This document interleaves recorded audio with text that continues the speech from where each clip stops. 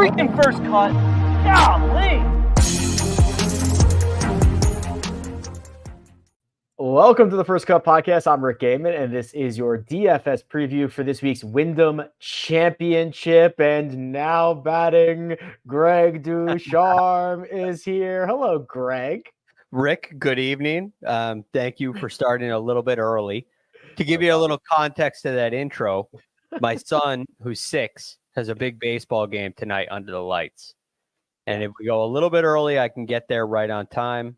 So thank you for doing that. He's fired up. I'm fired up. Greg. I cannot wait. Yes, we will get you there. No worries. So a couple of quick items before we jump out of the gate. I'm leaving on the red eye tonight. I'm going to Greensboro, Greg. I'll be at the Wyndham Championship. I have never been to Sedgefield, but I do not have an umbrella. I do not have rain gear. It looks like it's going to be a wet one, my friend. Okay, well, they have gift shop.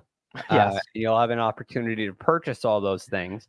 Yeah. Which is nice. I know you love to hit the gift shop, but now you can actually hit it with a very strong purpose. It makes me feel better. Yeah. Like to have a reason other than just buying knickknacks and such. Yeah. To have like, oh, I got to get an umbrella and I got to get the coat and I got to get the hat and I got to get it all now.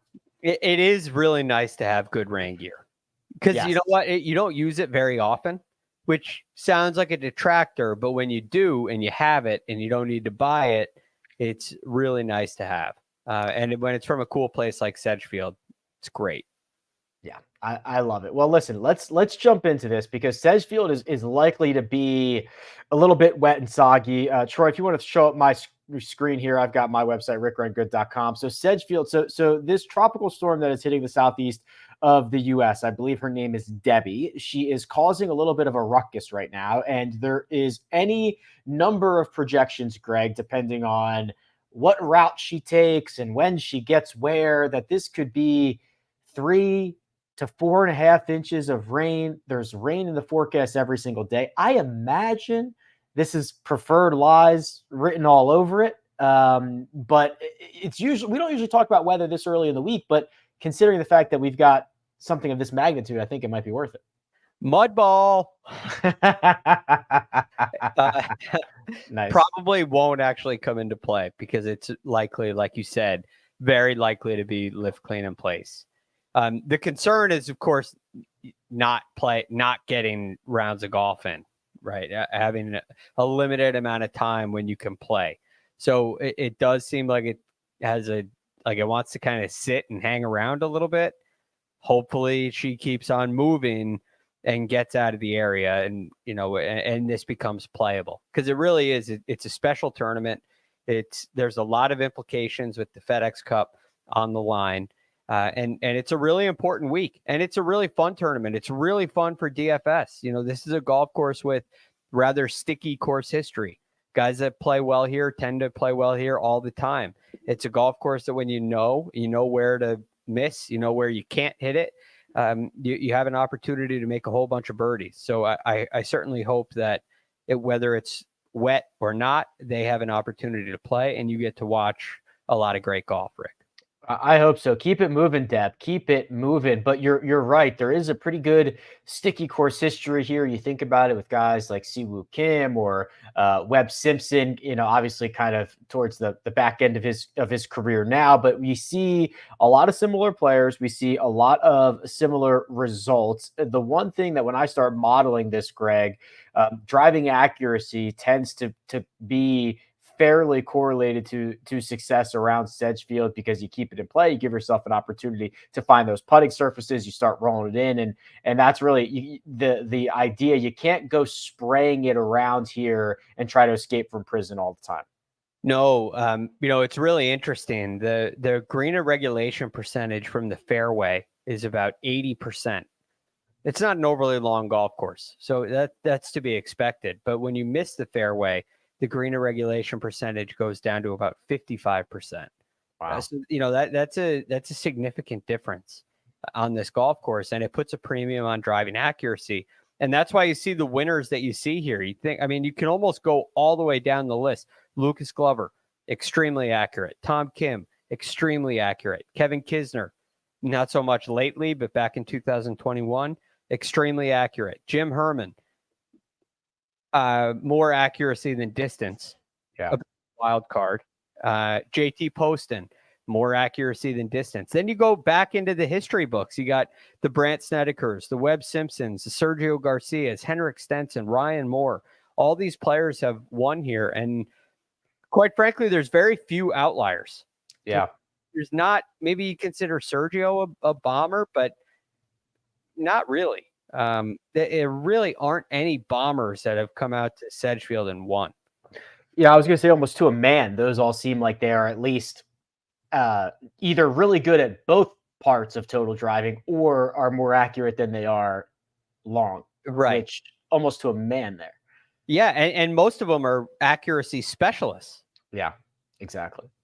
Exactly. Well, listen, it's gonna be a fun week. I'm not flying back until Tuesday, so if it's a Monday finish, I'll be out there. I'll be the only one. I'll walk around. I'll be in the back of all the shots, and you'll see me out there. I'm ready to rock and roll, and I know Greg's ready to rock and roll. So we are going to head over to the cheat sheet. We're going to start naming some names, but first we're going to take a quick break and hear a word from our partners.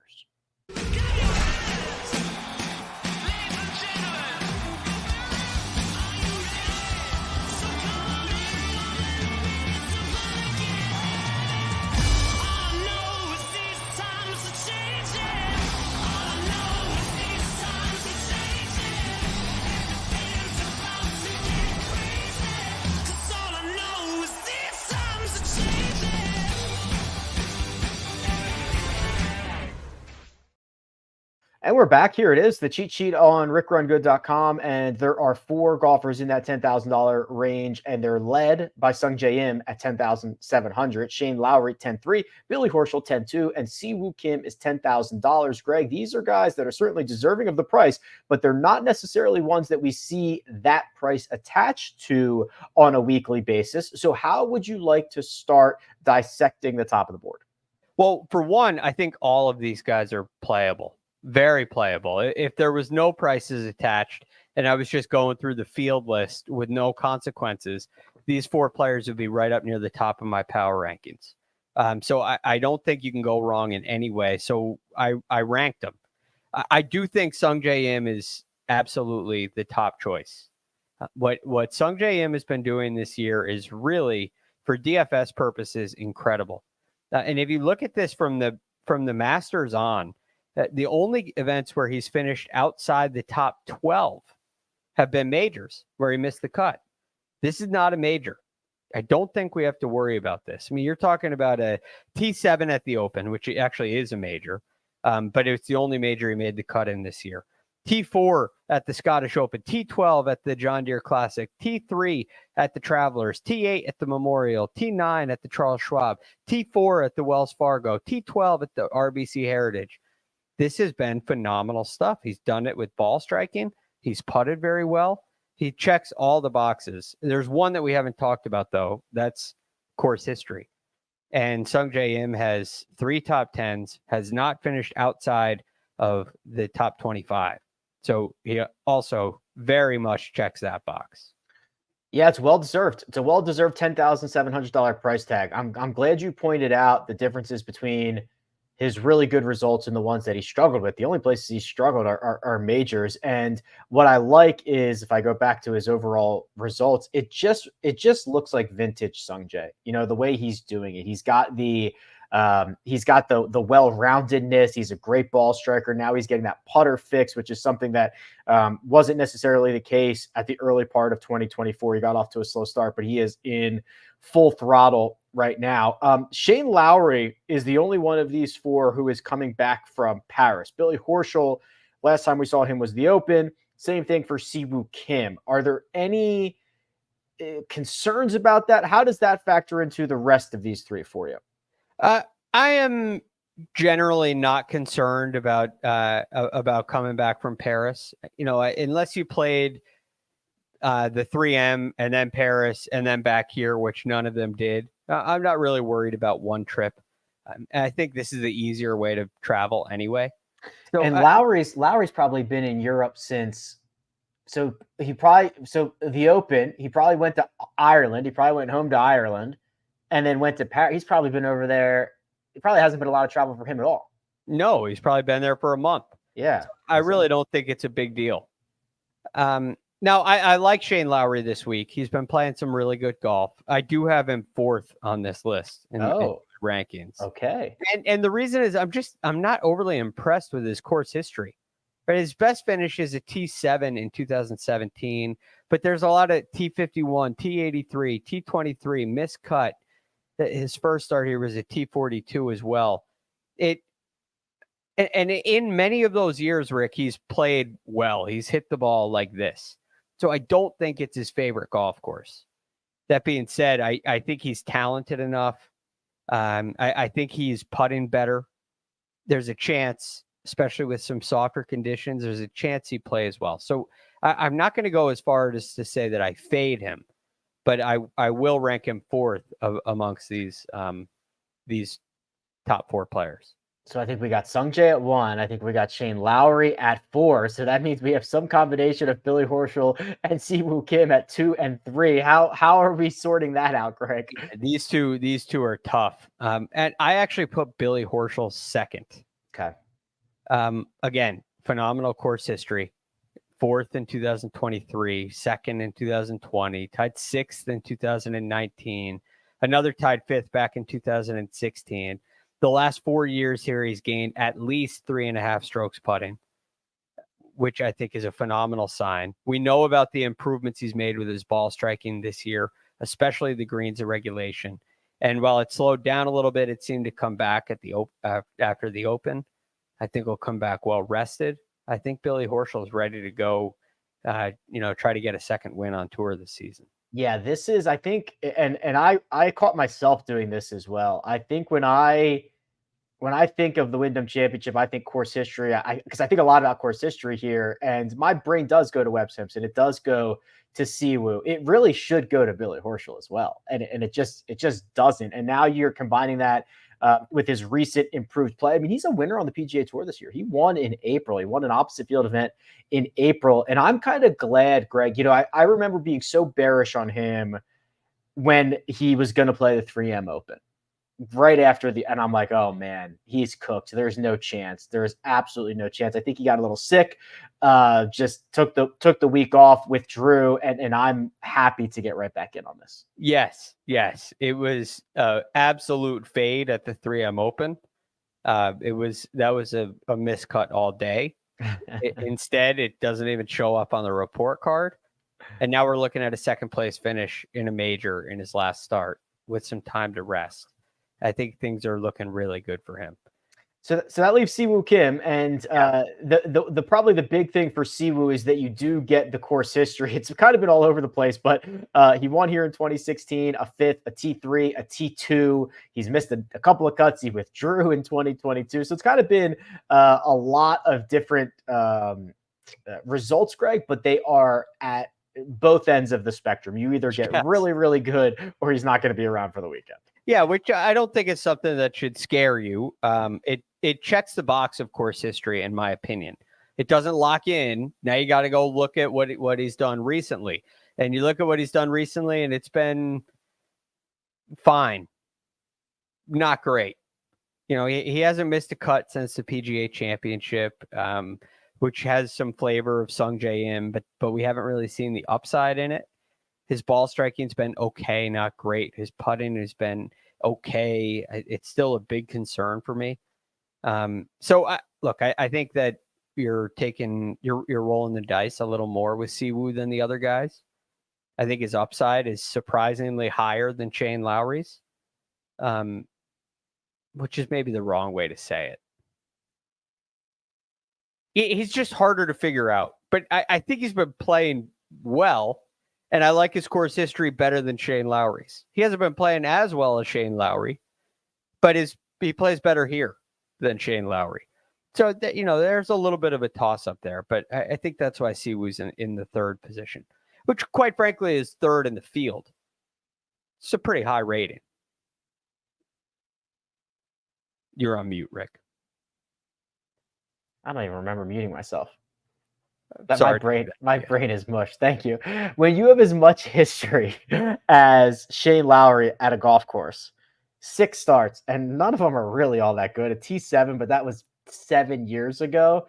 I agree. I think this might not like it. Might not fit the eye. So Greg ranked them Sungjae, Horschel, Siwoo, Lowry. Yes. I don't have any problems with that. Okay. So we're in agreement. I'm cool with that. You might even be able to get me to say Billy Horschel over Sungjae, but I think that's a little bit much. That would be a hot take. The 9K range. Cam Young, Jordan Spieth, Brian Harmon, Davis Thompson, Akshay Patia, and Min Woo Lee. Oh boy. I think this is a range, Greg. It's like underperformers and up and coming young guys, right? I think I'm going to say Cam Young, Jordan Spieth, Min Woo Lee, and Brian Harmon have not had the 2024 that we expected them to have, or that they expected themselves to have. Davis Thompson and Akshay feel like they are part of that next up and coming class of very good PGA Tour player. That's the entirety of the 9K. Those are the only 2 options you have here. Yeah. And I don't like it one bit. This is like, wow. I love the 10K range. Almost to the point where Sungjae and Siwoo, and Billy and Siwoo, like you might be able to make a combo with 2 10K guys. And feel very good about it. You can also go down to the 8K. We'll get into that. There's some really strong options there. This is not strong. Now, that being said, I think we should just talk about Jordan Spieth for a moment. Sure. Then I'll give you my favorite play in the range. Okay, big asterisk. Is Jordan's performance leveling out at all? Like, are we stabilizing a little bit? We are. Oh man. If we are, which I think you could argue we are, because it's a higher made cut percentage. He is gaining strokes in more categories than he was. If he is leveling out, he is leveling out at a significantly lower baseline than history would show. I think that's very fair. But I was looking through, his year-long statistics today, which are very bad. But at the same time, he has gotten it to where he's gaining strokes mildly around the green. He was losing strokes around the green for much of the season. He's gotten it to where he's right around level with the putter a lot. Maybe he hasn't gotten it there. Maybe that's just been slowly falling. But we've seen, pretty good iron play in 3 out of the last 5 events, at least better, which tames my concern about the injury a little bit, just a little bit. And I'm wondering if he's closer than, objects in the mirror are closer than they appear. I'm wondering if he's there because he's more accurate than he's ever been. Yeah. He's longer than he's ever been. He's driving it great. He's 14th on tour in strokes gained off the tee. Like, this course should be great for this guy. It should be the way he's driving it this year. He's only played here 3 times. I don't even know if you want to use any of them. 2020, 2019, and 2013. T72, T78, and runner-up.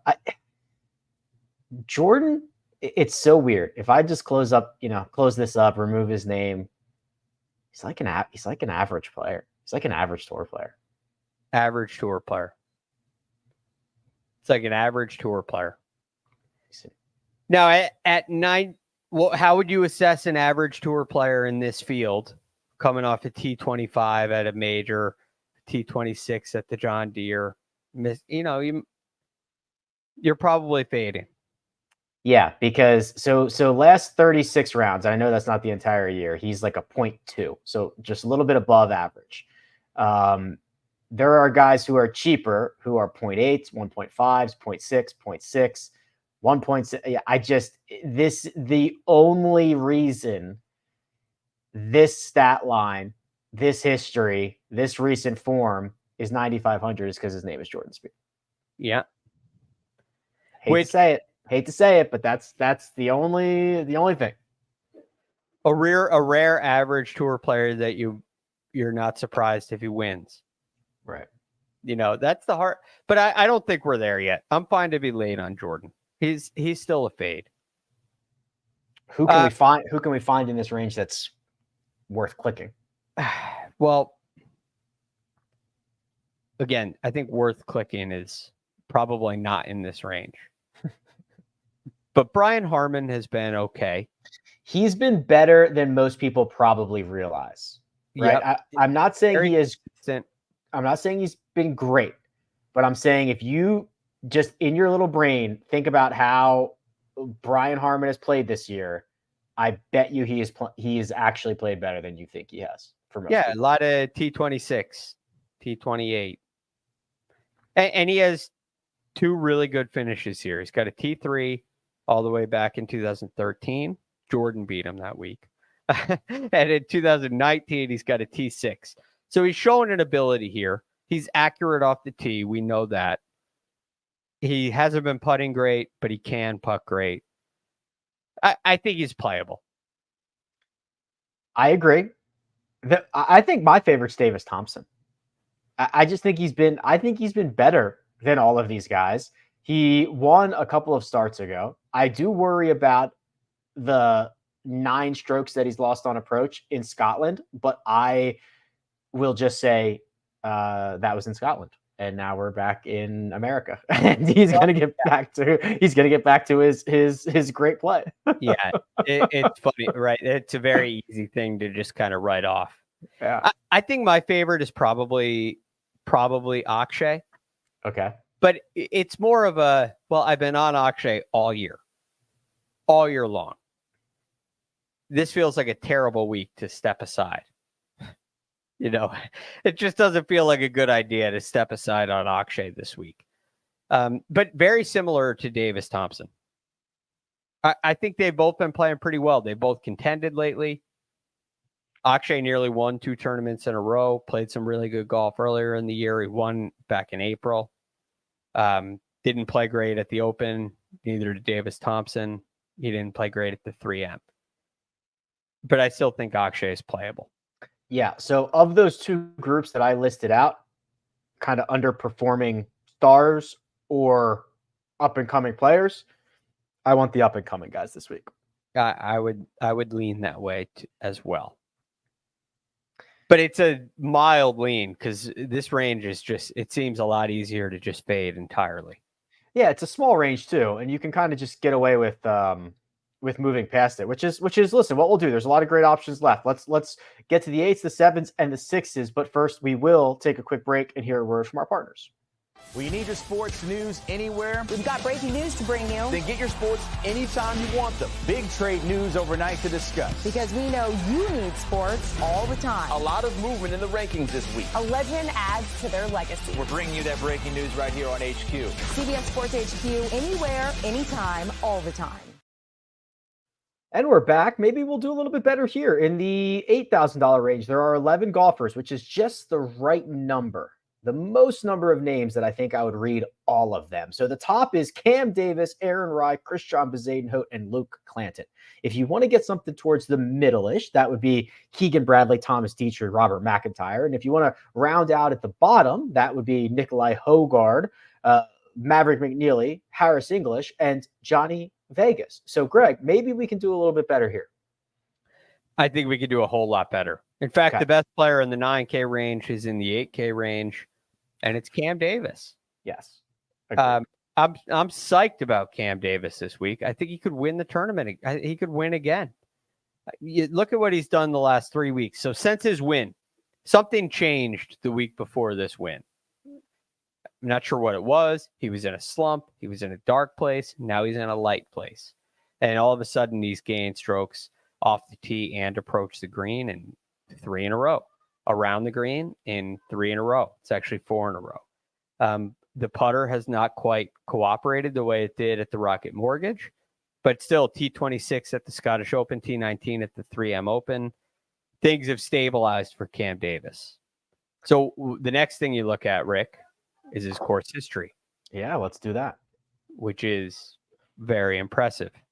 T22 in 2019, T15 in 2020, T7 in 2023. I don't know about you, but I like the direction of that trend. There are only a few more spots he could improve to continue this trend. Yes. They're all very good at an $8,900 price tag. I agree with you. Cam Davis, and we have seen, is just an unbelievably talented golfer who over the last couple of years has started to tighten it up and started to figure it out and started to put it together more frequently. He's in one of those really good runs right now. He's only $8,900. I think he could be very much 1,000. He could be 9,900, and I'd still think, yeah, that's pretty good. Yep. I would click him.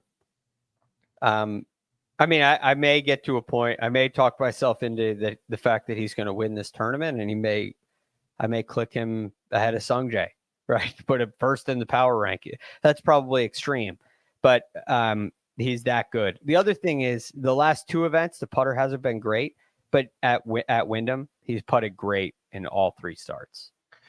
The only problem that Cam Davis has about winning this event is that Aaron Rai just might win this event. So Aaron Rise right below $8,800. He was, I mean, we've been talking about him a ton because he's been in this run since the Byron Nelson where he's got a ton of high-end finishes. He figured out the putter, sans the Open Championship, but again, pretty easy to write that off. Still a made cut there. I don't know, Greg, when I think of keep it in play off the tee, take dead aim on your second shot, and then maybe roll in enough putts to win. Sounds like Aaron Rai. He checks all those boxes. Now, you may be a little more concerned with him because of his course history. He has a missed cut and a tied 71st here. But I do think he's a different player this year than he was last year, especially on the greens. He struggled on the greens in 22 and in 23. And I think he's a much better putter than he was then. So I like Aaron Rai as well. He was also on my list in the 8K range. Yeah, he's playing some of the best golf of his career. Okay, so those are some clicks at the top of the range. Now we get to sift through the rest of these guys, and we've got those who played in the Olympics. We've got some we haven't seen since the 3M or maybe even the Open Championship. We've got Luke Clanton back in the mix. We've got Johnny Vegas fresh off a win. So there's a lot to choose from here, Greg. What else do you see? Yeah, I'm very curious about Nikolai Højgaard. Tied 7th at the Olympics, was a great performance, an unbelievable Sunday out of him. But I'm looking at what he's been doing lately on tour, and you're starting to see some trends, like what you think of when you think of Højgaard is starting to come out. You're starting to see some really solid ball striking numbers for about 5 weeks.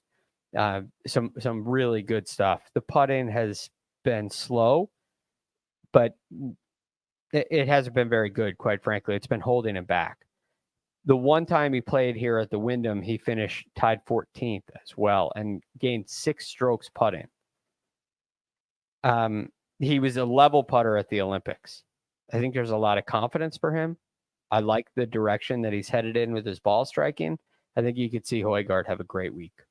Yeah, that's a good one too. So he's sitting here at $8,200. He is just between Robert McIntyre, who played the Open T50 and the Scottish Open, a win in his start before that, and right between McIntyre and Maverick McNeely, who's coming off a T3 at the 3M Open. Yeah, so I agree with you. I think that he's again incredibly talented, playing with a lot of confidence. He's a little bit streaky. You get him on the right side of things, he can make a lot of noise. Yeah, he's definitely. There are definitely some concerns with him, and because he's been on Ryder Cup teams and was in contention at the Masters, there may be a little more hype than deserved when it comes week in and week out selecting him in a DFS lineup.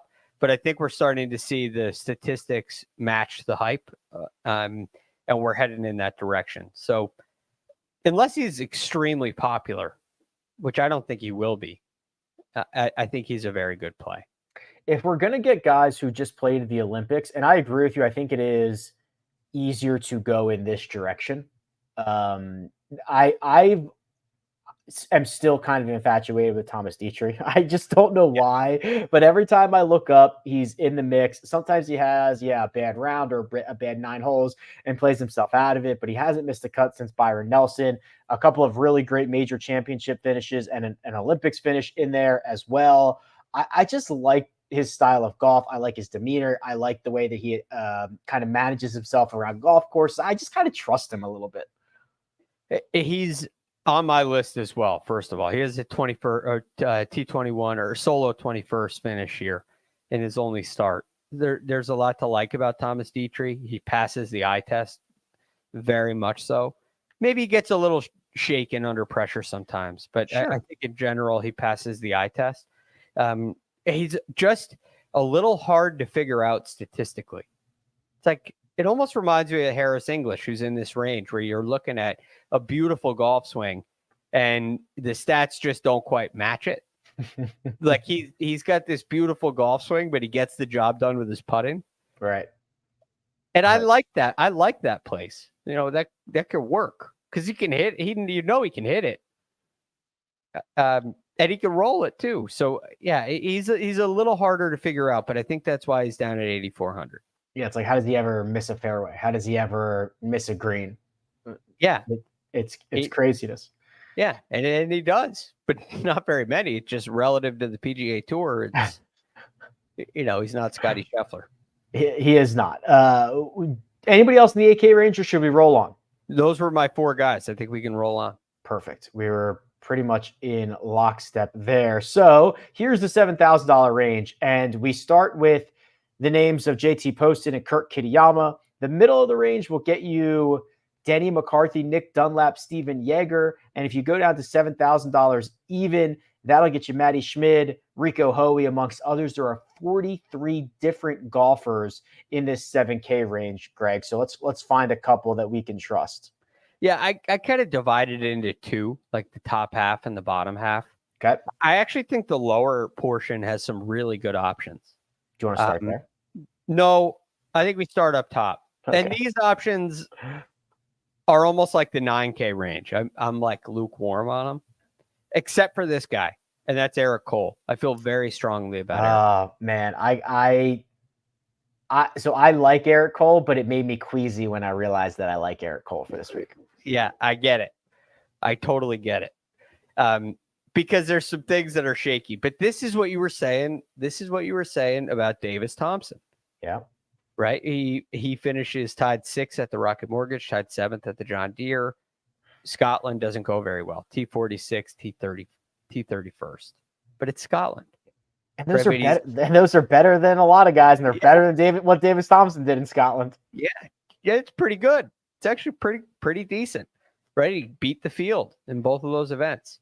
But he's gained 3 strokes or more approaching the green in 3 out of his last 4, including the Open Championship. The putter is coming around. I'm sensing that Eric Cole is getting back to the Eric Cole of last year. He's an iron play specialist and a putting specialist. That's a great combo in a birdie fest. And if there's one question about him, it's the driving accuracy. No question about it. He is helped. He is aided by softer conditions, which we know we're going to get. He also has only 1 start here. It was at T14 last year. I agree. No, I mean, listen, I agree. I just think a lot about the 3 months where he was miserable this year, but he is absolutely playing better right now. The stats come around. I ran the models. I looked through it. Eric Cole's name kept popping up, and I just was like that little green emoji face where it's like, I don't know. I don't know if I can stomach this. Did Max Grazerman make your list? He did not. Oh, but I looked, and the only reason he didn't is it just feels like the 3M was the peak. I thought that too. Yeah, so this is you see this a lot, right? A guy builds to something, and maybe that 3M Open very easily could have been a win, and then you see guys win, and then in a couple weeks really struggle. I agree. I think there was a lot of uh, emotional energy spent, and a lot of that stuff, and the 3M Open might have been the peak, but still a guy who has 6 straight really good finishes. The stat profile is coming along. Great. At It all 70, looks great. yeah, at 7,600, I thought it was too cheap.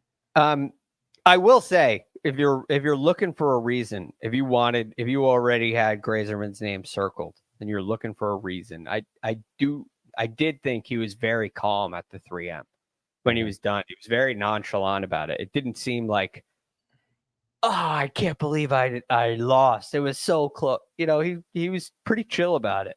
That doesn't mean that he really is on the inside. But my sense, it's just spidey senses. I just think that that's going the other way, unfortunately. Yeah, well, he fooled us if he was really all tied up inside. Okay, where are we going next, Greg? All right, so I guess we're already down to the lower end here. Okay. Ben Griffin. I'm fascinated by this. And this is more of a question. Like, look at what he's done with his approach play. Is his eyes fixed? There's no more floaters? Is that what we decided? Yeah. We decided what he said. This is from his mouth is, yes, he had the procedure done. Everything went well. And he is just wearing those sunglasses to protect his eyes. But I think vision-wise, he is in a better place, is my understanding. All right. So there's a lot of those were big questions for me. And I went against him in a matchup not long ago because I was like, he didn't miss a week. I know. He was back. It was unbelievable. He was in contention on Sunday. I think he had the procedure on Monday and he teed off on Thursday or something like that. Yeah, it's crazy. So I was very confused and I didn't hear him say that. But I figured that something was resolved. He's been hitting the ball with his irons great. I'm a little concerned about his accuracy off the tee, but I think it could be, I think he's someone to look at. He has a 4th place finish here in 2022. Yeah. And he's a North Carolina guy, right? He went to North Carolina. Oh, that's right. He did. Yeah. So it's kind of home for him. So I'm curious about that. But we don't need to spend too much time on him because, again, I'm lukewarm on him. Also, Matt Kuchar. You hate this. Yeah. You hate this. I do, but but I also hate that he just completely out of nowhere has become a ball striking maniac. A maniac. And this is the place where he can do that. I know. Right? He's so accurate. He's flush. He clearly found something. I thought Kuchar. There are 7 different occasions I thought Kuchar has been washed. And he's not, but he looks like it all the time. And then he always does this. He gets on these runs. He's so annoying. He's 46. Can you just sit out until you get to the senior tour? I can't deal with this guy on a weekly basis. And he arm locks on the wrong arm. I can't stand it. I can't stand it. I wish he didn't do that with the putting. It doesn't make any sense to me. No. And he makes a lot of putts. It's so annoying. It works. But it's just because he's an athlete. He would putt better do it the other way. He definitely would. Anyway, we don't need to... He knows he knows a whole lot more than me. Okay. But what I love about him is he's flushing it right now. He's found something in his golf swing. He's extremely accurate. The one thing that hurts Matt Kuchar all the time is that driving distance. Yeah. And maybe his body. But that's not a factor here. I really feels like he could have a heck of a week. I think some of these other guys, Rick, down at the bottom, you're not going to be annoyed with. Okay. All right. Patrick Fishburne. Oh, he's on my list. Definitely not annoyed with that. This is like what he's done with his ball striking has been insane. Yeah. And he kind of came on the scene at the Zurich Classic with Zach Blair. They finished tied 4th. And it was like a perfect team. You got little Zach Blair dinking it in the fairway, and you got big Patrick Fishburne just unleashing on it. Can his game, which has been solid all the way across the board, can it work on this golf course? Yeah, I think it can. And also, we have seen this before where guy starts the year off slow because he's a rookie, right? He came from the Korn Ferry Tour. So, starts the year off slow. Nothing's really working. They get this change of format, this change of scenery. They get to play with a partner, and it sparks them. And that's like exactly what has happened with Patrick Fishburne. And now he's on this really good run. And yeah, I do think this. I think this translates to a lot of places. I mean, he's gaining 17 strokes putting in his last 3 starts. He's flushing it all over the yard. He was on my list big time. Okay, so I'm in on him. Where are you on? You know what? We don't need to go there. I love this play. Okay. Love this play. Harry Hall. Harry Hall, when you think about him, if you're not looking at his numbers, what are your initial impressions on Harry Hall? I think Harry Hall is a great putter. He's got a pretty good short game, but he does not hit it well enough to usually contend. Now, I know he's won recently, but that would be, if you're asking me to like forget everything of what I know about Harry Hall, that's what I would say. Exactly. So I like guys. I mean, also one thing that does stand out in this list as well, not so much with Glover and Tom Kim, but you think of Kevin Kisner, JT Poston, Brandt Snedeker, Webb Simpson. There, a lot of these guys are really good putters too. And you have to have a good short game. You have to be able to putt well on these difficult greens. Harry Hall can do that. In his last 4 events, all of a sudden he's gained strokes approaching the green in all of them. And while he hasn't driven it great, he's gained strokes ball striking in all of them. It's like he's found something with his golf swing. And that could be a really good mesh with his short game and putting acumen. So what I like about this is he used to be team all putt, and he would like gain 6 strokes putting and lose 6 strokes from tee to green.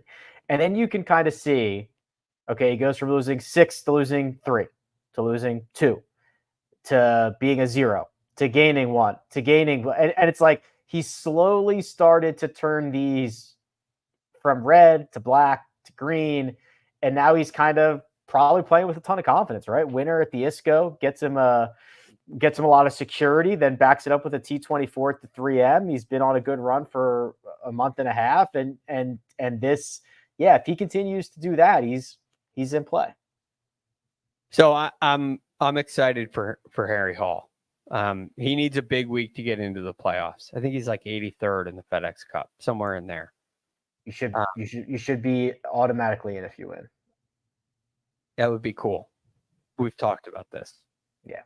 Maybe it's something to consider with only 70. So I love Harry Hall.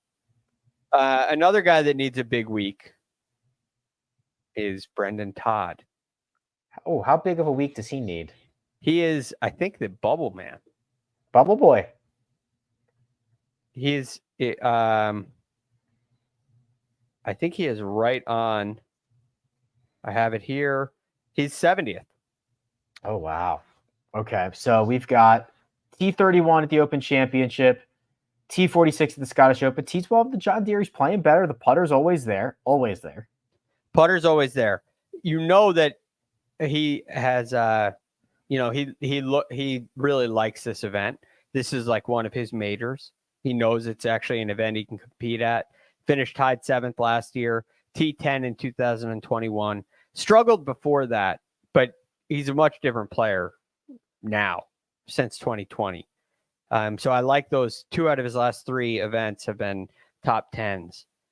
He needs it this week. I think he's playing well enough to go get the job done. Let's find some real value here. The $6,000 range. Ben Coles, Ben Silverman, Bo Hostler amongst the guys at 6,900.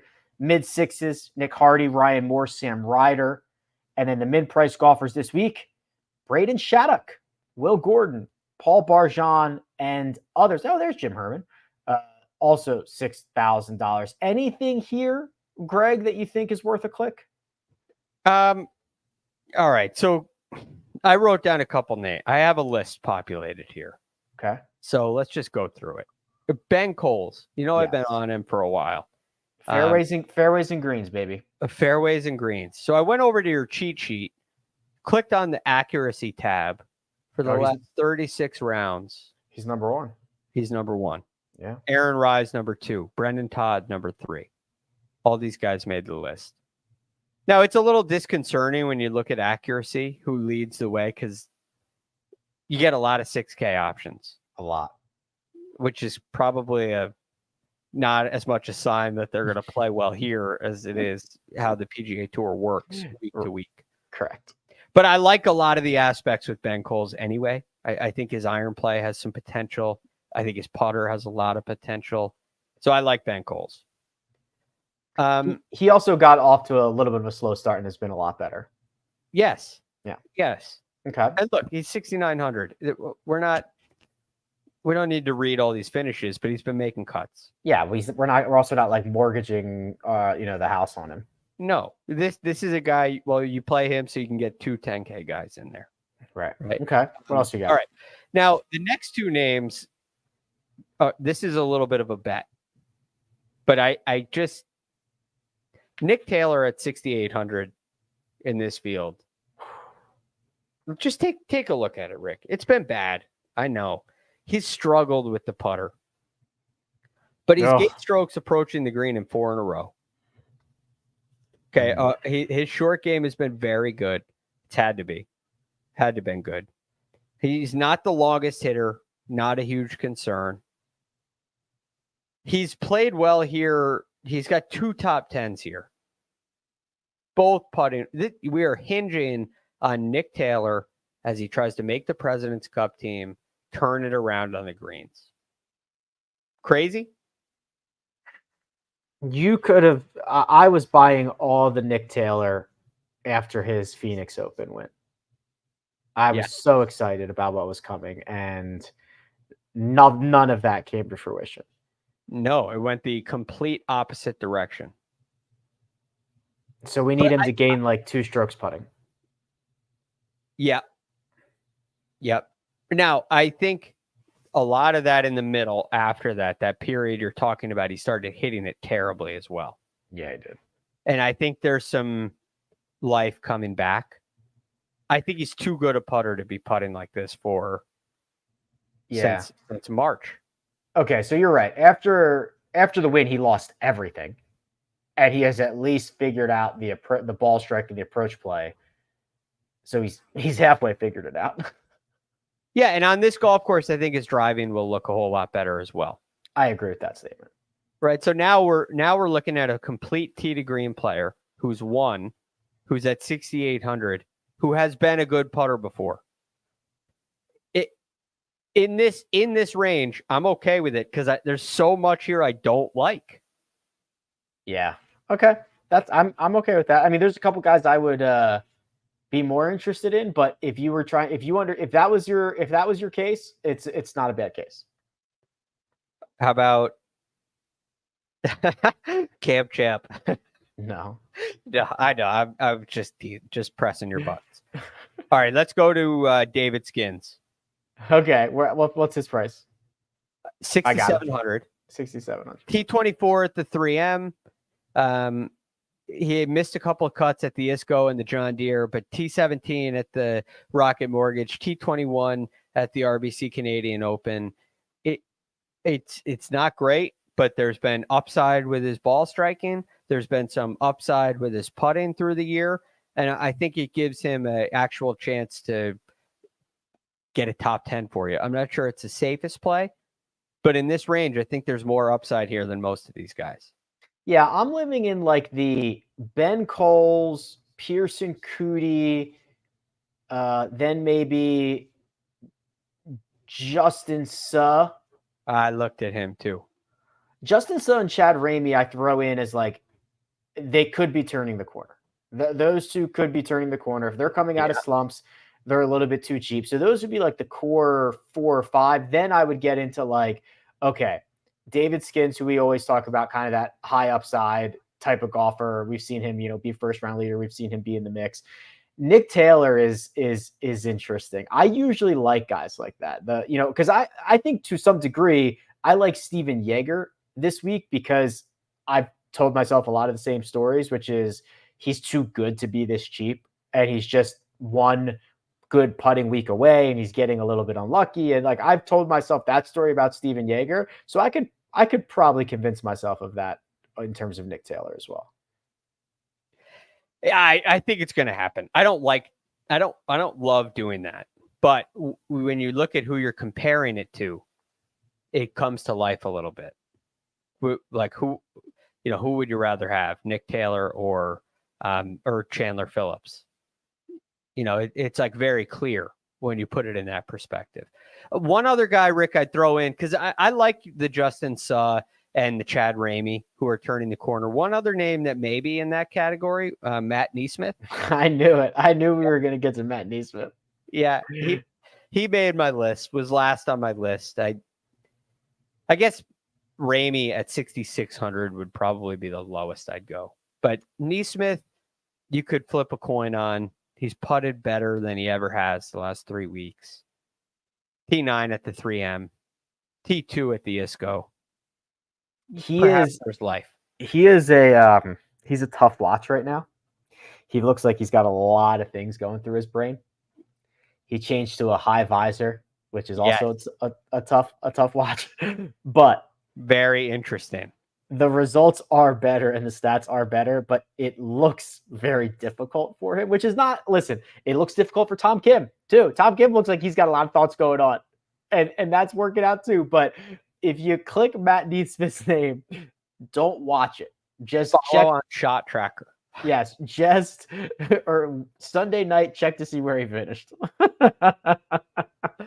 Okay, I'm fine with that. Yeah, I just thought it was interesting because, again, these are players we've seen their upside before. Yeah. And it may be sneaking back. Chad Ramey, an interesting play. I couldn't get around to writing his name down, but I guess I did with Nick Taylor. So Chad Ramey pops up once or twice a year. This might be that spot. He does. Okay.